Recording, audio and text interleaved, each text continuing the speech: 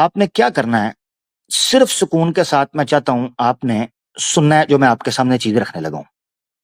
اگر آپ اس چیز کو جو میں اب بیان کرنے لگا ہوں اپنے دماغ کے اندر بٹھا لیں گے نا، تو آپ کو اور آنے والی نسل کو پتا چل پائے گا کہ اتہاس میں جو ہوا وہ کیوں ہوا. اسی لیے اتہاس میں جو ہوا وہ کیوں ہوا، اور آج جو ہو رہا ہے وہ کیوں ہو رہا ہے، اور ہمیں کیا کرنا ہے، یہ چیز ساری آپ کو سمجھ آ جائے گی اگر آپ نے اتہاس کو سمجھ لیا. اب خاموشی کے ساتھ کوئی میں نے ہیوی چیز نہیں رکھنی، ٹھیک ہے نا، کوئی حوالے دھڑا دھڑ یہ وہ، ٹھیک ہے، ہاں اگر کسی کو چاہیے ہوں گے تو اس پہ بات ہو جائے گی، مگر چونکہ اس کا تعلق بڑے کھرے اتہاس کے ساتھ ہے اسی لیے آپ نے غور سے سننا ہے. چلیں آپ کو جٹ کے انداز سے پیچھے لے کے چلتا ہوں اتہاس میں.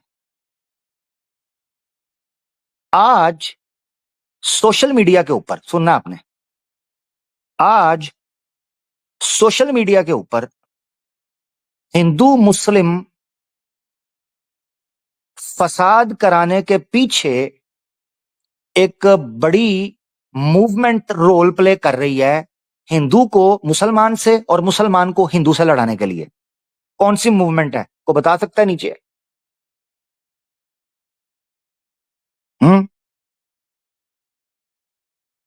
ہاں کو بتا سکتا ہے جی، تاکہ میں آپ کو اس طریقے سے ماضی میں لے کے جاؤں، آپ کو سمجھ آئے.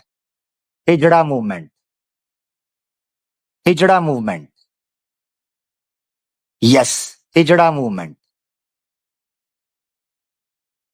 اب چلتے ہیں واپس. ہجڑا موومنٹ سمجھ گیا. اورنگزیب کو اورنگزیب بنانے والا ایسا ہی ایک ہجڑا تھا جس کا نام دارا شکو تھا. اب آپ کو پوائنٹ سمجھ آئے گا. دارا شکو ایک وہ شخص تھا جس نے ہندوؤں کی کٹر ہندوؤں کی اس ساری کی ساری پالیسیز کو آگے پہنچانے کے لیے ایک رستہ تلاش کیا، جس کو میں آگے چل کر کھول کر بیان یہ جٹ کے انداز میں رکھ دیا. ٹھیک ہے جی. دارا شکو اورنگزیب کا بڑا بھائی. یاد رکھنا چاہیے کہ اگر آپ نے دارا شکو کو سمجھنا ہے جو اورنگزیب کو بنانے کی وجہ بنا، اورنگزیب نہ ہوتا اگر دارا شکو نہ ہوتا، اور دارا شکو نہ ہوتا اگر جلال الدین اکبر نہ ہوتا. تو یہ سفر شروع ہوگا جلال الدین اکبر سے. یاد رکھنا، اورنگزیب کا بڑا بھائی دارا شکو کا باپ شاہ جہاں کا باپ جہانگیر، اور جہانگیر کا باپ تھا اکبر، جلال الدین اکبر. آپ کو یہاں ایک چیز یاد رکھنی چاہیے کہ جس طرح چھترپتی شیواجی مہاراج کو اورنگزیب کے مقابلے میں کٹر ہندو اپنا ہیرو سمجھتا ہے، اکبر کے زمانے میں رانا پرتاپ سنگھ کو بالکل اسی طریقے سے ایڈمائر کیا جاتا ہے. تو آج جلال الدین اکبر کے مقابلے میں رانا پرتاپ سنگھ کو پریز کیا جاتا ہے کہ اس نے ریبل کھڑا کیا تھا، بغاوت کی تھی، اور اکبر کے مقابلے کے اندر وہ آ کر کھڑا ہوا تھا. اب ایک پوائنٹ سمجھنا غور سے، اگر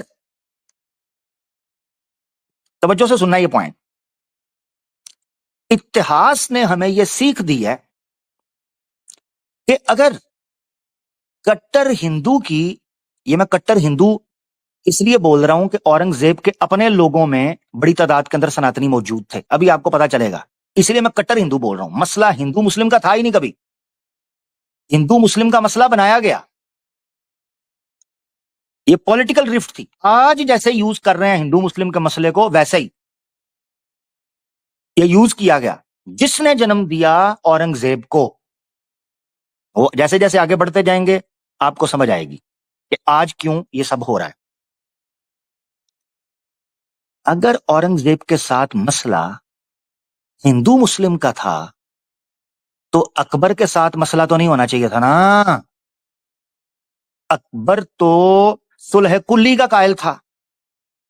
جلال الدین اکبر نے جب حکومت سنبھالی تھی تو جلال الدین اکبر ہندوؤں کی ایک بڑی تعداد اپنے دربار میں رکھتا تھا. بڑے بڑے راجپوت, بڑے بڑے راجا اس کے دربار میں بیٹھا کرتے تھے. خود اکبر کی بیویاں راجپوتوں کی پتریاں تھیں. آج یہ تانا دیتے ہیں کہ اکبر کے مقابلے کے اندر رانا پرتاپ کو پروموٹ کرنا چاہیے. آپ کو جان کر حیرانگی ہوگی کہ رانا پرتاپ جو ہے جب اس کو ٹھڈا کرا دیا گیا تو کدھر گیا جی, ہاں, جب اس کو ٹھڈا کرایا گیا تو ایسی تھوڑا رانا پرتاپ کا بیٹا یہ ریبل جو جہانگیر کے شاہ جہاں کے آ کے قدموں میں گرا تھا. دیکھ لو, یہ آپ کے سامنے انسائکلوپیڈیا برٹانیکا ہے جس میں شاہ جہاں کے آرٹیکل کے نیچے یہاں پر ایک بات لکھی ہے کہ شاہ جہاں جو شخص ہے, شاہ جہاں یاد رہے اورنگزیب کا باپ ہے. اس کو جنم دینے والی ایک راجپوت شہزادی تھی منمتی. جہانگیر کا تیسرا بیٹا شاہ جہاں. جہانگیر جو ہے اس کا کمال کیا تھا کہ اس بندے نے رانا پرتاپ جو کہ اکبر کے سامنے اٹھ کر کھڑا ہوا تھا اس کے بیٹے کو نتھ ڈال کر رکھ دی تھی. یہ میں آپ کی اسکرین پر دکھا رہا ہوں تاکہ پتا چلے یہ لوگ کدھر کھڑے تھے. اے دیکھو ذرا. In 1584, Rana Pratap again rebuffed emissaries of Akbar, who was preoccupied in the Punjab. Accordingly, Rana Pratap was able to recover most of his strongholds and died a hero to his people. ٹھیک ہے, کٹر ہندو جو تھے وہ رانا پرتاپ کو اپنا hero مانتے تھے. سوال یہ ہے کہ اگر اکبر اگر ان کی اورنگزیب سے نفرت مسلمان ہونے کی وجہ سے تھی تو یا کٹر مسلم سماج کو امپلیمنٹ کروانے کے حوالے سے تھی تو اکبر تو صلح کلی کا قائل تھا. اکبر کی بیویاں سناتنی مہیلائیں تھیں. اس کے دربار میں جو میوزیشنز بیٹھتے تھے وہ آگے جا کر آپ کو پتا چلے گا وہ تو سارے کے سارے سناتنی بیٹھتے تھے. ان کی رسم و رواج سناتنیوں والوں تھی. ان کا جو راج ابھیشیک ہوتا تھا وہ سناتن سٹائل کے اندر ہوتا تھا. تو سوال یہ ہے کہ اگر رانا پرتاپ اتنا بڑا چیمپئن تھا اور ہیرو تھا, اس کا بیٹا امر سنگھ, دیکھ لو, رانا پرتاپ کا بیٹا Amar Singh who submitted in 1614 to Emperor Jahangir, son of Akbar. تو جس باپ کو تم ہیرو مانتے ہو رانا پرتاپ کو, اس کو ڈنڈا دے کے جہانگیر نے اپنے سامنے سرنڈر کروایا تھا اور امر سنگھ نے ساری کی ساری حکومت پکڑ کے جہانگیر کو دے دی. اب سوال یہ اٹھتا ہے کہ تم ان کے اوپر تو اعتراض کرتے ہو جناب یہ باہر سے فلانا ہے, کہ تمہارے بڑے بڑے چیمپئنز جو ہیں یہ جا کے ان کی گودیوں میں کیوں بیٹھتے تھے؟ راجپوت منمتی, راجپوتوں نے اپنی بیٹیاں ان مغلوں کو دیں, تمہارے راجا ان کی گودیوں میں جا کر بیٹھے, ان کی سباؤں کے اندر حضوری لا کر سلام پھیرا کرتے تھے, تبلے بجتے تھے تو راجا انجوائے کرتے تھے وہاں بیٹھ کے. اس وقت تمہیں یاد نہیں آیا. پتہ ہے کیوں؟ کیونکہ سب کچھ تمہاری مرضی کے مطابق چلتا دکھائی دے رہا تھا. اب آپ سنیں, اکبر نے ایک بیج بویا جس کو دین اکبری کے نام سے یاد کیا جاتا ہے.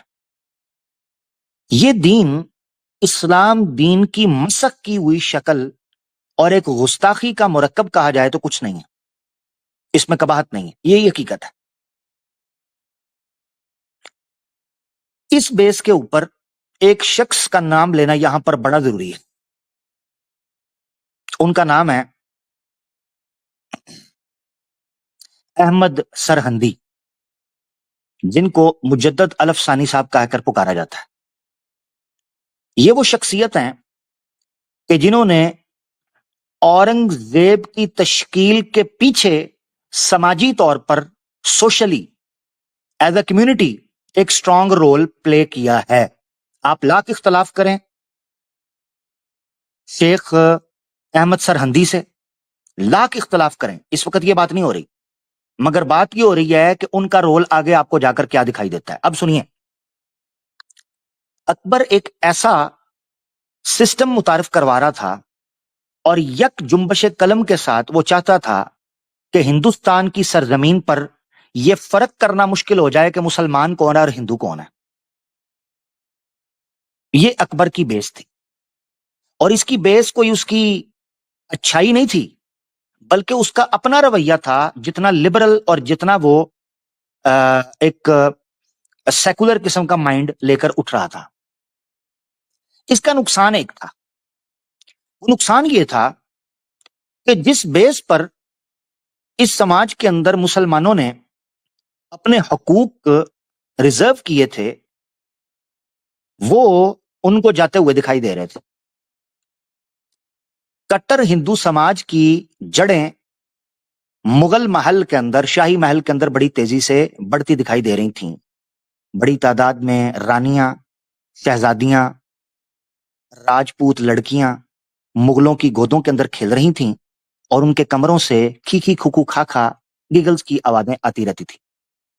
اسی طریقے سے اکبر کے زمانے کے اندر آپ کو پتا ہے ہندوؤں میں راج ابھیشیک جو راجا ہوتا ہے، اس میں ایک پرمپرا یہ مانی جاتی تھی کہ راجا کو سونے کے اندر تولا جاتا تھا۔ اسی طریقے سے اکبر نے اس رسم کو بھی زندہ کیا، خود کو سونے میں تلواتا اور اس کو بعد میں غریبوں میں بانٹا۔ اسی طریقے سے درشن نامی ایک، یا درشنا جسے بولا جاتا ہے، ایک پرمپرا مانی جاتی ہے سناتن دھرم کے اندر۔ وہ پرمپرا یہ تھی کہ بادشاہ کو دیکھے بنا لوگ اپنا دن شروع نہیں کرتے تھے، کیونکہ ان کا مانتا یہ تھی کہ بادشاہ کے روپ میں ایشور پدھارتے ہیں، خدا کا عکس ہوتا ہے۔ ذل الہی، آپ نے ایک نام سنا ہوگا، ذل الہی، یہ ورڈ یوز کیا جاتا تھا بادشاہ کے لیے، جس کا مطلب ہے خدا کا شیڈو، خدا کی مینیفیسٹیشن۔ یہ اعلان کیا جاتا تھا ذل الہی کے طور پر ایسے بادشاہ کے لیے جو ہندوستان میں ایک ٹیرس کے اوپر آ کر اپنی رعایا کو، اپنی جنتا کو، اپنے سماج کو درشن دیا کرتا تھا، جس کے بعد وہ دن شروع کرتے تھے۔ یہ معاملہ بن چکا ہوا تھا۔ اس اکبر کا بیٹا، جس کو آپ سلیم کے نام سے یاد کرتے ہیں، جو انارکلی کے پیار میں پڑ گیا تھا، جہانگیر،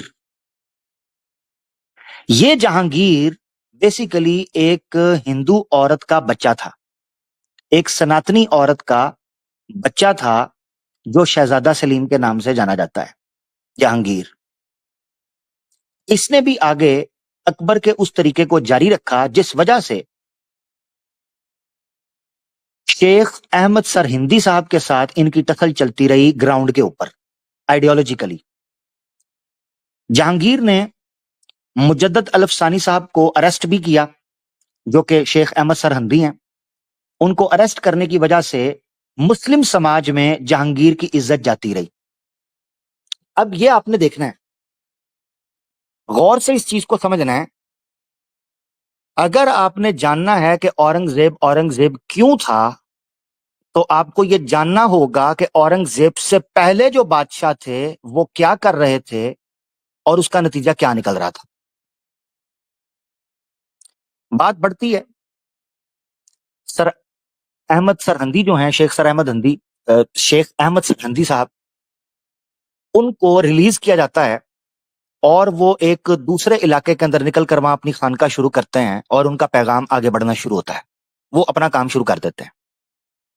جہانگیر کا بیٹا شاہ جہاں سامنے آتا ہے اور اپنے دادا اور اپنے باپ کے برعکس شاہ جہاں کا جھکاؤ بچپن میں ہی شیخ احمد سرہندی کی تعلیمات کی طرف ہونا شروع ہو جاتا ہے. آپ کو یہ جاننا چاہیے کہ کٹر ہندوؤں نے جو کہ اس محل کے اندر اپنی جڑیں گاڑ چکے ہوئے تھے، ان لوگوں نے شاہ جہاں کی جگہ جہانگیر کا دوسرا بیٹا تھا خسرو، اس کو بادشاہ بنانے کی کوشش کی تھی، کیونکہ ان کو لگتا تھا کہ یہ اس لیگیسی کو آگے پرسو کرے گا جو لیگیسی اکبر نے صلح کلی کے نام پر جاری کی ہے. اب اس کا نقصان کیا ہو رہا تھا؟ نقصان سنیں ذرا. شاہ جہاں سے پہلے اکبر اور جہانگیر ایک عیاش، شراب کباب اور شباب، اسی طریقے سے سوسائٹی میں جو برائیاں چل رہی تھیں، مثال کے طور پر جتنی کوپرتھائیں تھیں وہ چل رہی تھیں، ان کو ایز اٹ از رکھا. جات پات چل رہی ہے، مندروں کے نام پر ڈھکوسلا چل رہا ہے، ستی پرتھا چل رہی ہے، اسی طریقے سے شراب چل رہی ہے، بھنگ چل رہی ہے، عورتوں کا شوشن چل رہا ہے، غریب کو پیٹا جا رہا ہے، ناانصافی کی جا رہی ہے، ہندو اپنا اثر و رسوخ رکھ رہے ہیں. یہ سب کچھ چل رہا تھا اور اس ساری چیز کے اندر کوئی ان کو روکنے والا نہیں تھا. اس کی وجہ یہ ہے کہ کسی قسم کا کوئی ریسٹرکشنز اور کوئی چیک اینڈ بیلنس نہیں تھا بادشاہت کی طرف سے، کیونکہ وہ سناتنی راجپوتنیاں شہزادیوں کے ساتھ نشے میں دھت تھے اور انجوائے کر رہے تھے. یہ نقشہ تھا. آپ کو پتا ہونا چاہیے کہ مغل شاہی محل کے اندر بھجن چلتے تھے. شاہ جہاں تک پر اتنا انفلوئنس تھا کہ اس کی موجودگی کے اندر مندر تعمیر کیا گیا، مورتیاں رکھی گئیں وہاں پر. آپ یہاں سے اندازہ کر سکتے ہیں کہ دارا شکو سے پہلے مہابھارت اور رامائن کا فارسی کے اندر ٹرانسلیشن شروع ہو چکی تھی. مہابھارت کی اور رامائن کی پرشین ٹرانسلیشن. تو جتنے بڑے بڑے سنسکرت کے رشی تھے وہ مغل شاہی محل کے اندر موجود تھے اور اپنی جڑیں مضبوط کر رہے تھے اندر سے. یاد رکھیں، یہ بات ہے جو آپ کو سمجھنی چاہیے. آگے جا کر ایک رفٹ کی شکل اختیار کر گئی مسلم سماج کے لیے. اب میں اس کو کہانی کو تیزی سے آگے لے کر چلنا چاہتا ہوں، اور وہ یہ ہے کہ جیسا میں نے آپ کو بتایا کہ شاہ جہاں کا جو جھکاؤ تھا وہ شیخ احمد سرہندی کی تعلیمات کی طرف تھا. لہذا سب سے پہلے اٹھتے ہوئے شاہ جہاں نے اپنی بادشاہت سنبھالنے کے بعد جو سب سے پہلا کام کیا، گیس واٹ؟ غور سے سنیے گا. شاہ جہاں نے سب سے پہلے پنجاب اور کشمیر میں جو نیا نیم لاگو کیا وہ یہ تھا کہ اب کوئی ہندو مسلمان سے شادی نہیں کر سکتا، کیونکہ شاہ جہاں جو کہ خود اسی طرح کے نکاح کی پیدائش تھا، اس کو سمجھ آ گیا تھا کہ شاہی محل کے اندر جو عجیب و غریب چیزیں چل رہی ہیں اور اسلام کا نام بگاڑنے کی کوشش کی جا رہی ہے، شاہ جہاں کو پتا تھا اس کی جڑ یہی ہے. اس سے ایک چیز پتا چلتی ہے، یاد رکھیں، ہم جب بادشاہت کو دیکھتے ہیں یا کسی لیڈر کو دیکھتے ہیں ہم سمجھتے ہیں کہ یہ ایک انڈیویجول ہے. نہیں، ایک لیڈر پبلک امیج اور پبلک پرسپشن ڈیولپ کرتا ہے. ایک لیڈر نریٹو کی بیس بنتا ہے. ایک لیڈر آئیڈیالوجیکل فاؤنڈیشنز لے کرتا ہے. لہذا ایک لیڈر جو کام کرتا ہے جنتا کے اندر وہ کام پریز کیا جاتا ہے، وہ انکریج کیا جاتا ہے بائی ڈیفالٹ. لہذا پوائنٹ نمبر 1، شاہ جہاں نے یہ کام کیا.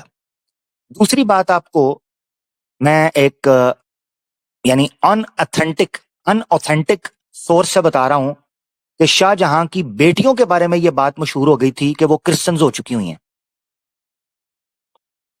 لہذا شاہ جہاں کے لیے اپنی حکومت سنبھالتے ہی یہ چیلنج تھا کہ ایسے کون سے حالات اور واقعات چل رہے ہیں جس وجہ سے پتہ ہی نہیں چل رہا کہ مسلمان کون ہے، ہندو کون ہے، عیسائی کون ہے، اور ہم نے یہاں پر سسٹم کیا لاگو کرنا ہے۔ جو کہ اکبر کرنا چاہتا تھا، اکبر اس کو نہ کر پایا۔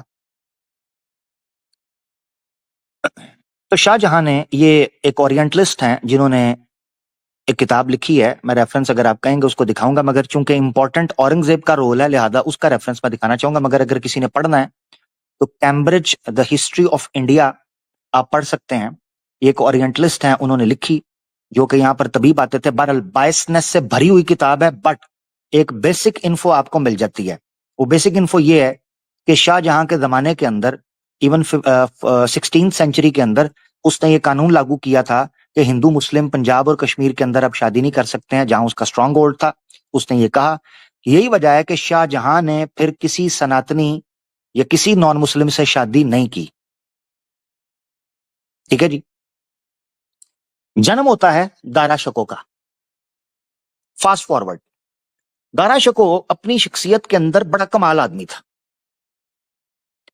جو ہجڑا میں نے اس کو پیچھے کہا ہے وہ اس کی آئیڈیالوجی کے اعتبار سے کہا ہے۔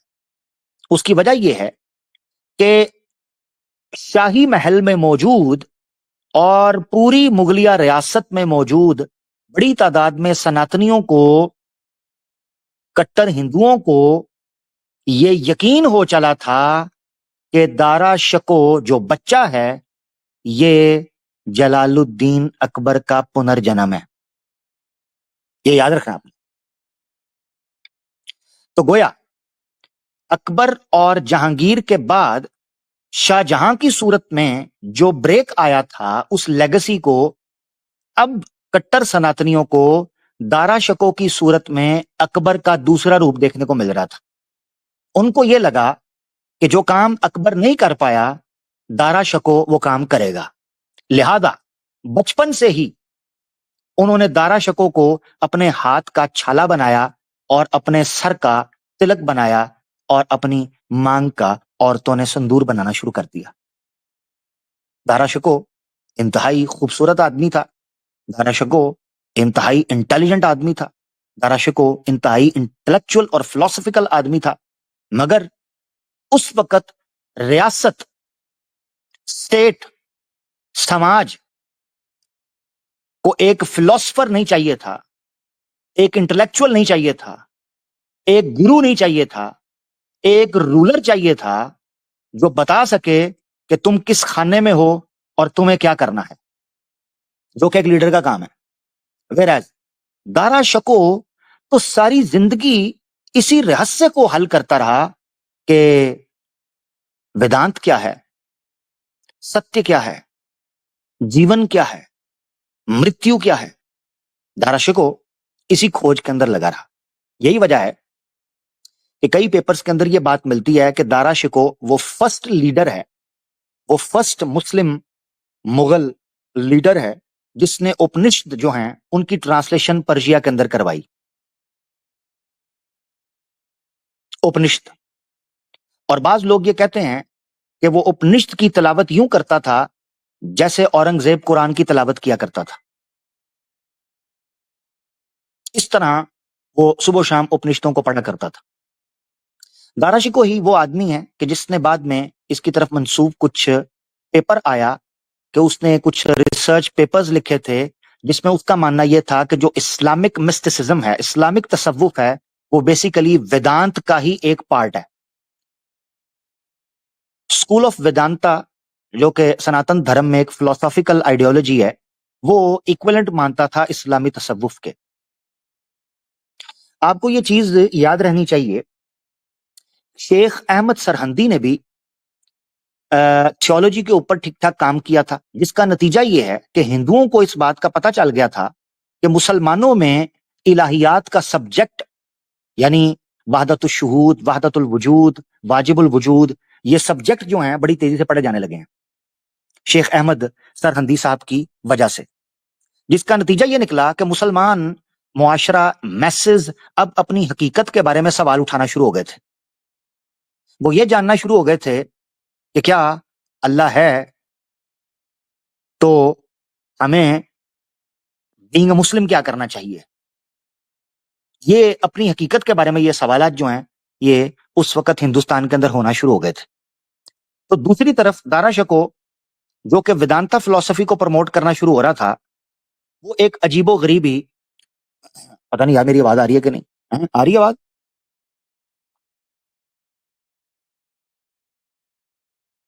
اچھا، میرے خیال سے آپ کو آواز آنی چاہیے، آ رہی ہوگی، آئی گیس سو. یہ ذرا آ رہی چاہیے.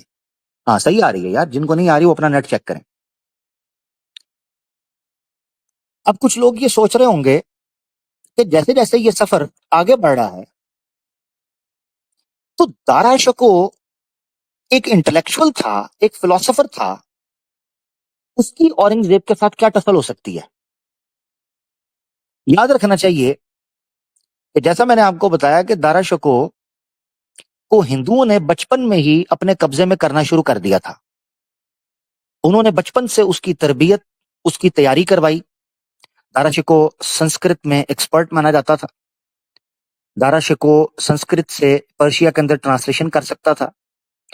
وہ خود سنسکرت میں کئی چیزیں لکھتا رہا. اسی طریقے سے اپنشد گائی جاتی تھی شاہی محل کے اندر. یہ سارا سلسلہ چل رہا تھا. دارا شکو کے دماغ میں یہ بات ڈالی گئی جو کہ کبھی بھی مغلیہ سلطنت کا رول نہیں تھا کہ وہ کراؤن پرنس کو اپوائنٹ کریں. کراؤن پرنس کو، یعنی عام بادشاہتوں کے اندر تو طریقہ یہ ہوتا ہے کہ اگر بادشاہ مرتا ہے تو سب سے بڑا بیٹا بادشاہ بنتا ہے. اس اعتبار سے دارا شکو کا رائٹ بنتا تھا کہ وہ بادشاہ بنے. لیکن مغل سلطنت کے اندر کوئی ایسا رول نہیں تھا کہ اگر شاہ جہاں مرتا تو دارا شکو کو ہی بادشاہ بننا ہے. ایسا کوئی رول، کوئی رائٹ، کوئی چیز ایسی موجود نہیں تھی. یہ بیس ہے. اس چیز کا دارا شکو کو بھی پتا تھا اور اورنگزیب کو بھی پتا تھا. ان کو پتا تھا. اب یہاں سے سفر شروع ہوتا ہے دارا شکو کی پرسنالٹی سے ہٹ کر اورنگزیب کا. اورنگزیب کیسی شخصیت تھی؟